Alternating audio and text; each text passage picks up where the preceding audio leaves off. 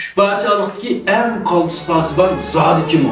Sizin nəzərinizdə Sav ən qaltısı mı? Liu Bei mi? Üçüncü röntürdüğünü olsa Sünsi, yani Sünkön'ün aksi. Bu əmli Cangdong'un ulunu tişlivçisi, Cangdong'un tərəqqiyatının dərsləbki basqıcı Muşunun qoldan çıqqan. Bu Sünsi'nin danışmanlığı qarsak, ən dərsləb bu yüz aciz vaxtın üzdə Yuanshang'ın qantı asığı kirib, yüzünü bir mezgil qoğdaq durdu. Vaqt sayt yetilib, fursat pişib bitilgende olsa, eliq davızı evagan təvərrük möhrünün taşlap birib, Cangdong'a nait danışmanlık bilen keçip gididu. Onun üstüge bu yer Sünsi qaləm cəhətdə tən kamalat yetken. Bu ələm cəhətdə Liu Bu, Guayu, Zhang-Yunlarda yekmiyek geliş anca mayır olmağını bilen, qoşun başlap komandanlıq qilish jığında bu məğlub bo'lib baxmagan. Ən qıdımlıq cəmli çaxmaq tizligida kişinin o'ylimga yerdan chiqib qiladi.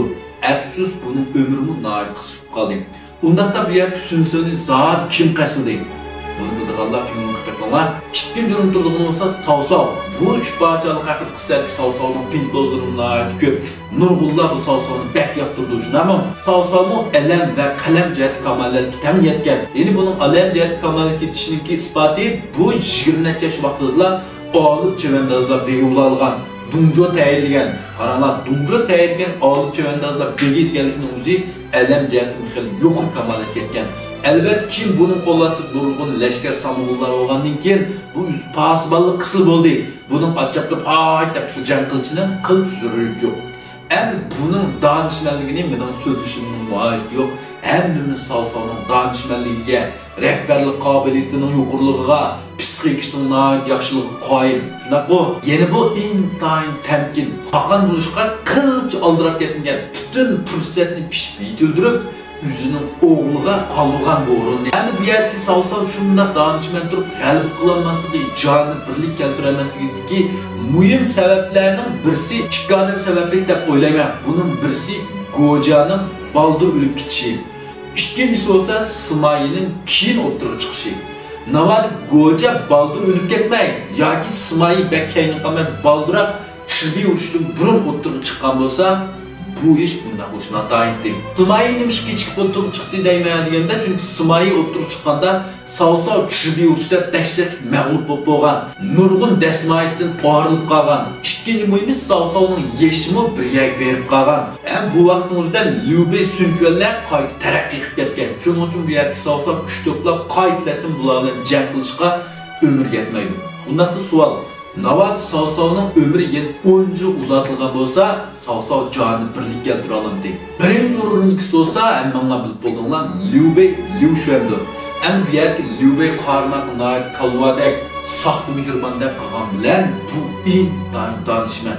Bunun birinci o'ringa tizilgan muhim bir sababi deb bilsam, Liu Bei'ning boshlanish nuqtasi eng tuban, ya'ni bu bo'rsatadigan bir qalandardan eng oxirida Sanfen Kensha Canının 3'ten biriga ega bir xor bo'ldi.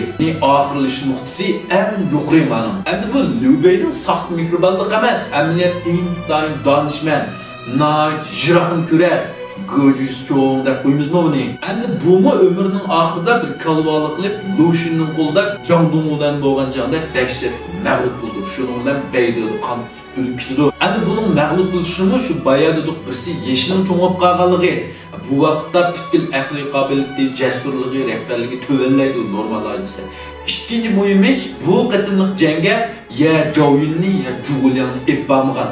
Mush ikkisidan birisi birga borgan bo'lsa-mu, bundaq etilish mag'lub bo'lishi natayintdi. O'ylab qo'yinglar, navbat sizlar deganda bu yerga Liu Bei naiti qalva bo'lgan bo'lsa, bu o'z qo'llasida intayın danışman bo'lgan Zhuge Liang, Pang Tong, Fa Zhenglarni boshqarib ishilta oladi. Shundaq nadan bo'lsa, bu yerga Guayu, Zhang Fei, Zhao Zulong, Ma Zhao, Huang Zhongdek 5 yo'llasang'ini o'ziga sadoqat bilan jini pida qilgan deb ishilta oladi. Bular qandaq tizillaydi. Shuning uchun bu yerga Liu Bei birinchi o'ringa tizildi. Bundaqda keyingi sonda nima mazmun anglag'inglar bor? Yoqtirganda meni qo'shib olgandan keyin pingni qilib qo'yinglar. Rahmat.